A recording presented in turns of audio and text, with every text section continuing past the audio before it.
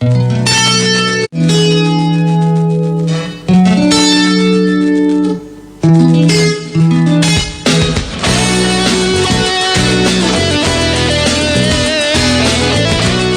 días para Oscar Testa. ¿Cómo estás, Oscar? ¿Qué tal? Buen día. Bueno, Al Capone y Don Corleone al Tribunal Superior de Justicia de la República Argentina, la Corte Suprema.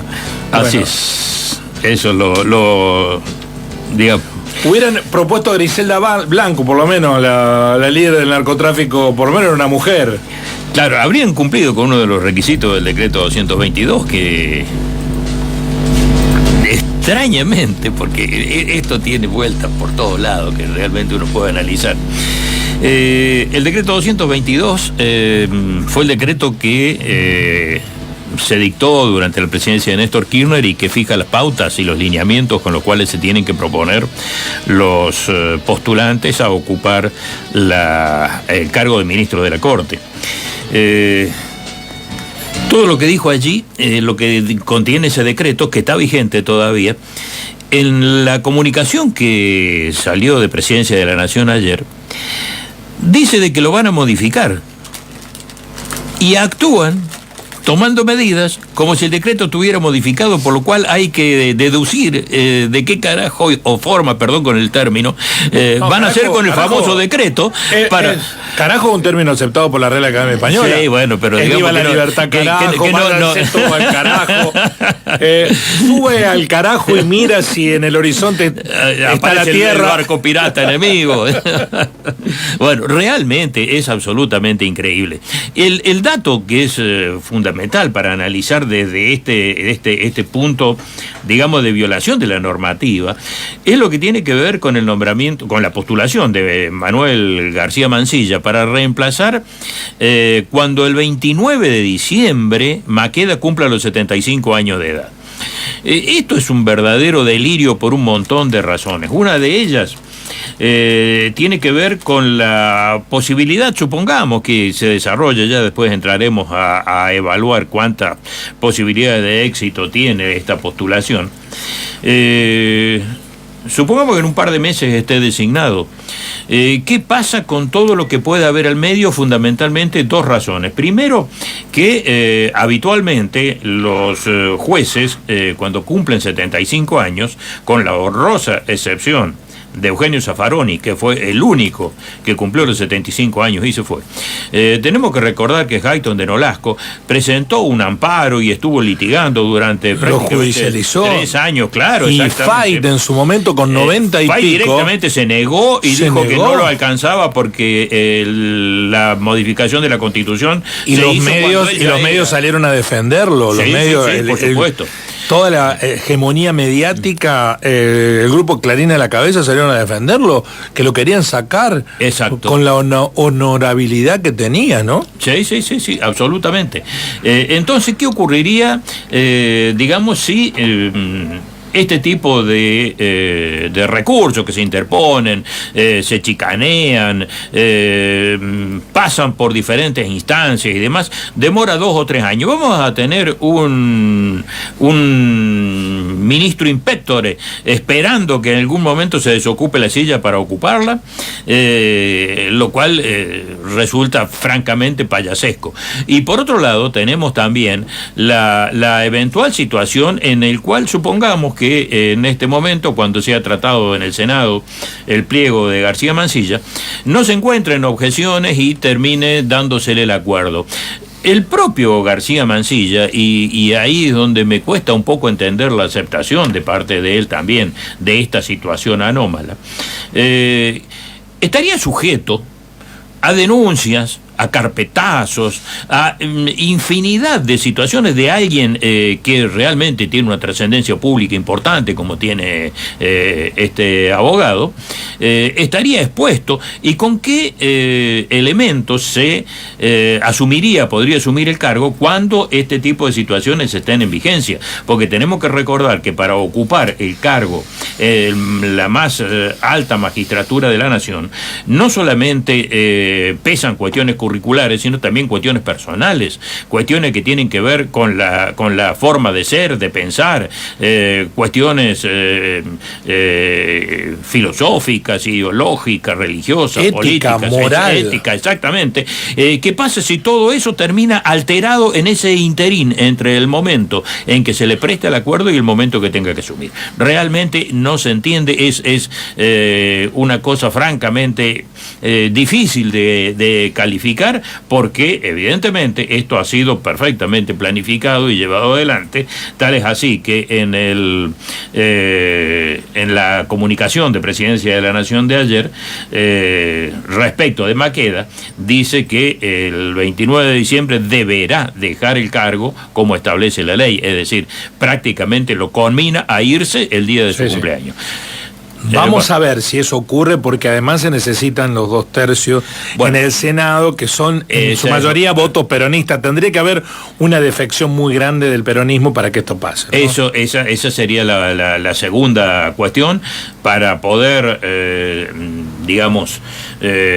obtener el acuerdo del Senado. Son necesarias los 2/3 de los votos de los miembros del Senado. Tenemos que tener en cuenta que la primer minoría era del peronismo, que con los aliados que consiguió recientemente cuando se trató el rechazo al DNU, directamente sumó una cantidad, aparte de mantener los propios, sumó muchas adhesiones, llegaron a los 45 votos. Para poder aprobarlo hacen falta 48, si tenemos en cuenta que los votos con que cuenta la Libertad Avanza, que son 8 senadores, más entendiendo que pudieran estar todos los de el resto, digamos, de la tercera minoría, nos encontraríamos con que sería necesario, para poder obtener la aprobación, por lo menos que la mitad de los votos peronistas se vuelquen en esa dirección, lo cual se lo ve como bastante difícil, aunque con los movimientos internos que se están generando y propiamente lo que es en este momento, con todos los desplazamientos internos y demás que existen prácticamente en todos los partidos y fundamentalmente en el peronismo después de la derrota de las elecciones del año pasado, uno no debería tener exceso de confianza ni descartarlo de plano. Habrá que ver ahora que salga en algún momento. Yo pienso que hoy a más tardar tendría que estar la modificación del decreto 222, si todavía siguen existiendo y si van a mantener la audiencia pública, que en este momento es una de las cuestiones que se deben llevar a cabo, la posibilidad de las tanto particulares como asociaciones, estructuras de segundo o tercer grado, etcétera, pueden apoyar o impugnar a cada uno de estos dos postulantes, y eso se mantiene también. Pero bueno, lo que no van a poder modificar son los 2/3, porque eso es una cuestión marcada por la Constitución Nacional. Los demás lo pueden retocar todo. Los que conocen la interna dentro de la propia justicia, del Poder Judicial, aseguran que el hijo es un hombre de Lorenzetti. Así es, así es.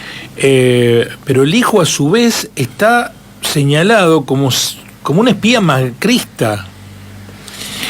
Pero el jefe de los espías macristas tenía fluidos contactos, están publicados en los medios de comunicación,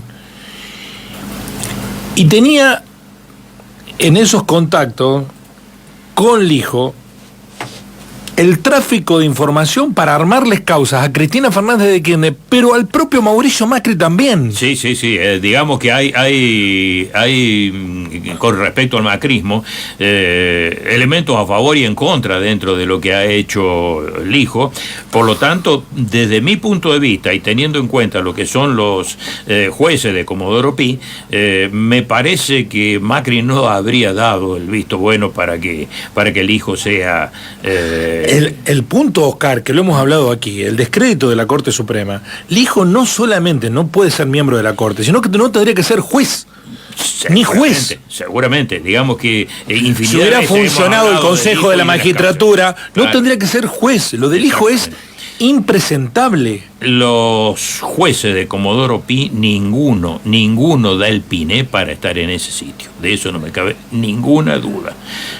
Incluso también en su momento me pronuncié en el mismo sentido cuando durante el gobierno de Alberto Fernández se proponía a Rafecas como procurador de la Corte, es decir, el jefe de los fiscales.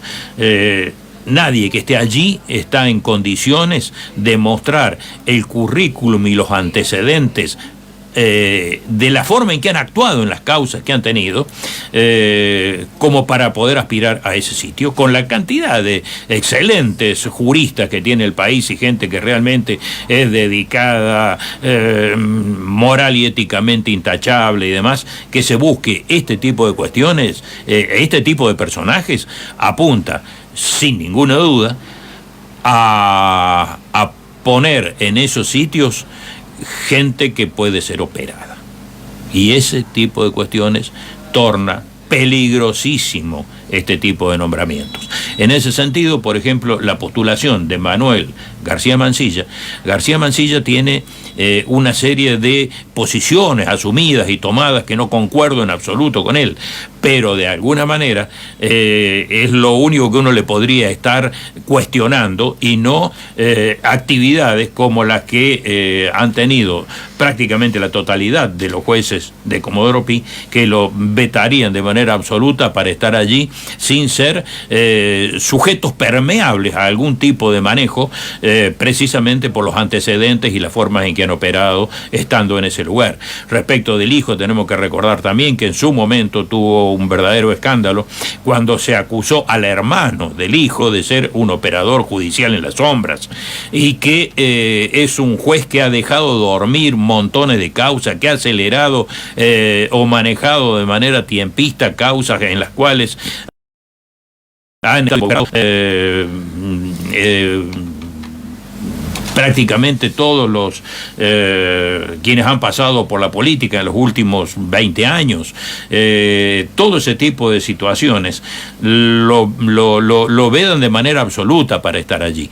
Y por el lado de García Mansilla, evidentemente que también apunta a consolidar un polo ideológico con gente de rasgos muy similares, por ejemplo, a los que tiene Rosenkrantz, es decir, gente que viene de los grandes estudios de Buenos Aires, que han estado involucrados con clientes de muchísimo peso que tienen fundamentalmente dentro del ámbito económico.